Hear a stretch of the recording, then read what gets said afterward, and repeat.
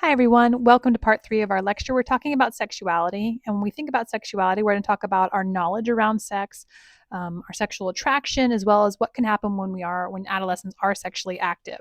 So let's jump on in and talk about where our education around sexuality actually comes from. The data actually shows us that only about 50% of parents address sex with their children or talk about it with them.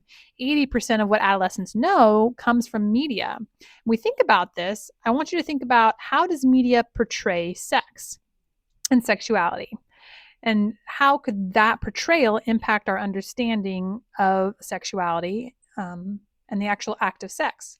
When we think about how media portrays things, typically it's a very passionate, rushed kind of interaction. And a lot of times those interactions don't demonstrate or model protecting yourself, including contraception, right?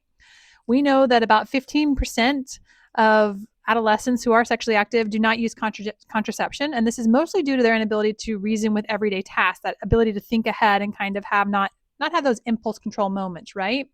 We also know that there's influences that impact whether or not you're protecting yourself as an adolescent, including socioeconomic status. So if you're a lower socioeconomic status, you are less likely to protect yourself. If you have a better relationship with your parents, again, going back to that authoritative parenting and having the ability to set high expectations and be very supportive, that's going to be more likely to have children who are adolescents use contraception. And obviously, education is going to be very impactful under a child's understanding of whether or not they should protect themselves with contraception. Let's move a little bit into sexual orientation, just talk about the facts. So first, we're going to talk about biology. We know that if you are an identical twin and you happen to have a twin that is gay or a lesbian or bisexual, you yourself are also going to be more likely to be gay, bisexual, or a lesbian. We also believe that there might be a maternal X-linked factor, just because it tends to pass through the mother. There are also possible genetic markers that we can see, and we know that there's some possibilities around implications for prenatal hormones. One of them being that women who are exposed to higher level of androgens in utero, whether that be because of a genetic defect or drugs, are more likely to be lesbians or bisexuals. We also know that boys that are born later and from multiple siblings, especially if multiple brothers, so let's say you've had 5 boys, the last boy in that sequence is going to be the most likely to be gay. And their belief is that the mother actually develops an antibody to to suppress some of these androgens. And that is just one theory. I want to mention that not everybody has the same sexual attraction. Even if you were to be sexually attracted to the same sex, a quarter of those people do not identify as bisexual, gay, or lesbian. They still would identify as heterosexual. Let's talk a little about environment and the facts that go into identifying with sexual orientation with environment. It's a big empty square. There is nothing in the environment that is going to make you orientate to be gay or heterosexual or homosexual. It's all biology as far as we are to understand. I did want to go over the FLC Pride Nest if anybody wanted to identify with that or use it as a resource. It's a great resource to have. It's right here on campus. It serves all our LGBTQ plus community. And also, if you want to be an ally, it's another club to reach out to that you should be aware of. It is here to support you. I want to make sure you guys all know about the resources that are on campus to support you. All right, let's move on back to talking about, now we're shifting gears a little bit. So we talked about sexuality and our knowledge and how we gain it. Then we talked about how our sexual orientation kind of develops. Let's talk about what happens when we are sexually active. These are sexually transmitted infections, and these are all viral infections. So a viral infection typically is something that just kind of has to make its way through your body, and you might carry it for life, you might not, right? So these are examples of viruses that are sexually transmitted infections. As you see on the arrow on the left, the ones at the top are the most likely to have. The ones you go down, they become less and less likely to have be transmitted less frequently, I should say. They have varying, symptoms and also kind of appearances. I'm not going to go through them and read them, but they are there for you to know. In addition to viruses, we also have bacterial infections and parasitic infections that we can have through sexually transmitted infections. The last one is highlighted in blue because that is a parasitic infection. All of these things, bacteria or parasite, would be treated with an antibiotic. Again, kind of looking at from top to bottom as far as prevalence. So if it's at the top, it's going to be more likely transmitted than lower down. But those are all things that are possible if you are sexually active. Talking about prevention of STIs and kind of how you would go about making sure you're protected. The main things are knowing your partner, also if you're going to engage in sexual activity that is unprotected, make sure that you have an agreement to be faithful to one another. Use a condom, obviously. You're going to refrain from having sex with individuals with STIs. If you get an STI for adolescents or other individuals, you want to make sure you tell all your partners. And you also, for adolescents, want to make sure that they get that immunizations for HPV, which can prevent that STI. Moving and talking about pregnancy and parenthood, what I want you to take from this slide is just that there's been this decline for some states in pregnancy for adolescents. So teenage births for age 15 to 19 demonstrated a decline in 17 states, California being one of those.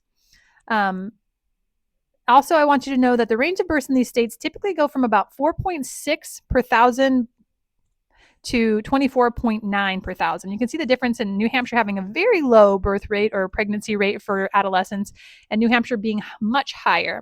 We kind of fall right down in the middle there. We're in California, we're at 9.3 per thousand adolescents are having pregnancies. So that's kind of right in the middle. Some implications around when children get pregnant in adolescence. Obviously, mothers are less likely to finish high school, get married, or be employed. Fathers are much more likely to be unemployed or in unskilled jobs or earn lower wages. We also see that they have inadequate prenatal care that typically leads to prenatal or birth complications. And this becomes an intergenerational problem in the sense that if you are an adolescent that has a child, your child is more likely to also have a child in adolescence. So it kind of becomes a cyclical problem where it continues through generations. So just something to be mindful of. I want to take a look at the numbers. This is something that comes from the Center for Disease Control. It just takes a look at birth rate overall from 1990 to 2023. So over here at the end, 2023, and if we can look at per thousand women, we see this light blue line right here. That's the ages of 15 to 19. So we can see that is declining over time from 1990. But they have, from kind of a countrywide perspective, the United States is running a little bit over 10 per 1,000. So California is really right there on the average. If we want to look specifically at California and how we're doing at age under 20 in 2023, it's this dark blue line. We started at this 10 point, which we noted earlier, and now we're all the way down here, getting a lot closer to zero, but definitely still have some births for adolescents, children under 20. And that rate is now currently 2.9 for births by age. Okay? Births by ethnicity, and kind of looking at how that breaks down. We can see that for 10 to 14-year-olds, we have very low birth rates per 1,000, which is very great to see. It should be zero, right? But it's not. We do see small numbers in Blacks and African Americans and Hispanics, as well as American Indian and Alaskan Native. When we get to the ages of 15 to 19, we see those numbers skyrocket. The births go up quite a bit by ethnicity, and this is in the year 2019. This data comes from, we can see that our highest rates belong to the Black and African American communities, and they're right around about 26, 27 per 1,000 births. Hispanics are also relatively high, and then our whites and our Asian Pacific Islanders are going to be the lower ethnicities for births in that 15 to 19 age range. All right. When we think about talking about sexual activity and making sure we're protecting adolescents, 5 things really need to go into this. The first one is having open communication. Building a relationship where you can have a conversation with an adolescent or a teenager so they feel comfortable approaching you and asking questions. We also want to make sure we're using correct terminology for adolescents and able to have a knowledgeable conversation. Another thing that we want to be mindful of is effective discussion techniques. Instead of using yes/no questions, we want to lean into open-ended questions. We also want to make sure we're reserving judgment and we're being very open to the conversation. This really feeds into reflecting before we speak. Obviously, adolescents are going to have possibly different ideas than the adults in their lives will about sex and sexual activity, and we want to make sure that as we speak and have conversations, we're taking a moment to pause before we respond to those adolescents. And the last one is keep talking. There's not a one conversation and done. It's a continual conversation, because as children grow up and move through puberty and adolescence, the dynamics and needs will change, and therefore communication needs to remain stable in order to address those needs and changes. All right, with that, we're going to take a quick break. We're going to come back and finish up with the last part of our lecture with substance abuse. I'll see you there.